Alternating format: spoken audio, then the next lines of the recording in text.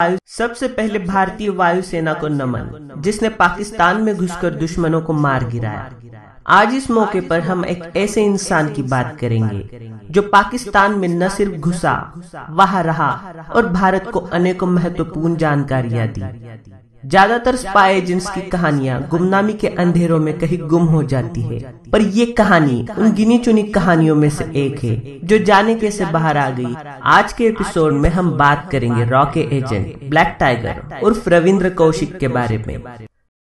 वतन के आगे कुछ नहीं, खुद भी नहीं। नमस्कार मित्रों, स्वागत है आपका मिथक टीवी में। अगर आपको हमारे वीडियो पसंद आ रहे हैं तो हमें सब्सक्राइब करना ना भूलें। भगवत गीता के दूसरे अध्याय में लिखा है, कर्मण्येवाधिकारस्य मा फलेषु कदाचन, यानी फल की इच्छा किए बिना कर्म करते रहना चाहिए। एक स्पाई की जिंदगी इसका उत्तम उदाहरण है। वैसे तो स्पाई शब्द सुनने में काफी ग्लैमरस लगता है, पर एक सच्चा स्पाई किसी भी चीज की कामना किए बगैर अपने देश की सेवा करता रहता है। एक स्पाई की सिर्फ जिंदगी ही नहीं, कई बार मौत भी गुमनामी से भरी होती है, क्योंकि अनेकों बार इन्हें अपना खुद का मुल्क भी अपना कहने से मना कर देता है और इन सच्चे देशभक्तों को ये पहले से ही पता होता है। गंगानगर राजस्थान का एक छोटा सा गांव जो पाकिस्तानी सीमा से महज कुछ मीलों की दूरी पर है। 1952 में रविंद्र का जन्म वहां हुआ। रविंद्र के पिता भारतीय वायुसेना में थे, इसी कारण देश के प्रति समर्पण की भावना उसमें आना स्वाभाविक ही था। बचपन से ही रविंद्र को एक्टिंग का शौक था और उसने इसमें जी जान लगा दी थी। जवानी आते आते रविंद्र एक बेहतरीन एक्टर बन चुके थे। देश प्रेम से भरा और साथ में एक बेहतरीन एक्टर, रविंद्र एक जबरदस्त स्पाई मटेरियल था। साथ ही उसकी पंजाबी पर भी अच्छी खासी पकड़ थी। एक बार जब वो लखनऊ में शो कर रहा था, तभी रॉ के एक बड़े अफसर की नजर उस पर पड़ी। रॉ के अधिकारियों ने उससे मुलाकात कर उससे पूछा, क्या आप पाकिस्तान में भारत के लिए काम करोगे?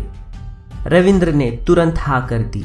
दिल्ली में उसकी 2 साल तक ट्रेनिंग हुई, जहां उसे उर्दू से लेकर मार्शल आर्ट तक सभी चीजें सिखाई गई। उसका एक मुस्लिम की तरह खतना भी किया गया। 1975 में एक 23 साल का नौजवान पाकिस्तान गया। राजस्थान का रविंद्र पाकिस्तान में नबी अहमद शाकिर नाम से रहने लगा। उन्होंने वहां कराची यूनिवर्सिटी से लॉ की पढ़ाई पूरी कर ली। पढ़ाई पूरी करने के बाद एक दिन जब वो अखबार पढ़ रहा था, अखबार में पाकिस्तानी आर्मी का जॉब का इश्तिहार था। रविंद्र इस पोस्ट के लिए अप्लाई करते हैं और अपनी काबिलियत के चलते वो पाकिस्तानी आर्मी में सिविलियन क्लर्क के तौर पर ज्वाइन भी हो जाते हैं। उन्होंने पाकिस्तान के अनेकों डिपार्टमेंट्स में काम किया, जिनमें मिलिट्री का अकाउंट डिपार्टमेंट भी शामिल था। होनहार रविंद्र पाकिस्तानी आर्मी में भी कामयाबी की सीढ़ियां चढ़ते हुए मेजर बन जाते हैं। इस दौरान उन्होंने पाकिस्तानी आर्मी में काम कर रहे एक टेलर की लड़की अमानत के साथ शादी कर ली। अमानत से उन्हें एक लड़का भी हुआ, जिसका नाम अरिब रखा गया। इसी बीच वे बहुत सारी खुफिया जानकारी भारत को भेजते रहे। पाकिस्तान के एटॉमिक एनर्जी और डिफेंस के बारे में उन्होंने बहुत सारी इंफॉर्मेशन भारत भेजी थी। इसी कारण खुश होकर खुद प्रधानमंत्री इंदिरा गांधी ने उन्हें ब्लैक टाइगर का खिताब दिया था। इन सब के बीच 1981 में रविंद्र एक बार अपने भाई की शादी के लिए भारत आए थे। वो इतने शातिर थे कि इसकी भनक भी उन्होंने पाकिस्तानी खुफिया एजेंसी और अपनी फैमिली को लगने नहीं दी। साल था 1983। रविंद्र को पाकिस्तान में लगभग 8 साल हो चुके थे। रविंद्र भारत के पाकिस्तान में एक महत्वपूर्ण जासूस बन चुके थे, पर तब रॉ ने इनायत मसीह नाम के एक दूसरे एजेंट को एक शॉर्ट ऑपरेशन के लिए पाकिस्तान भेजा। बदनसीबी से इनायत पाकिस्तान में पकड़े गए। उन्होंने टॉर्चर के दौरान रविंद्र कौशिक का नाम भी उगल दिया। अगले 2 सालों तक रविंद्र कौशिक पर अनगिनत अन्याय हुए। पाकिस्तान की शायद ही ऐसी कोई जेल हो जिसमें रविंद्र को ना रखा गया हो। हालांकि रविंद्र के खिलाफ कोई ठोस सबूत नहीं था। फिर भी 1985 में उन्हें फांसी की सजा सुनाई गई, जिसे बाद में सुप्रीम कोर्ट ने उम्र कैद कर दिया। पाकिस्तानियों के हजारों सितम सहने के बाद भी रविंद्र ने कभी मुंह नहीं खोला। अगले 16 सालों तक रविंद्र पाकिस्तानी जेलों में रहे। हमारी सरकार की भी मजबूरियां थी, वे जाहिर तौर पर सामने नहीं आ सकते थे। 2001 में रविंद्र कौशिक ने मुल्तान की जेल में अपनी आखिरी सांसें ली।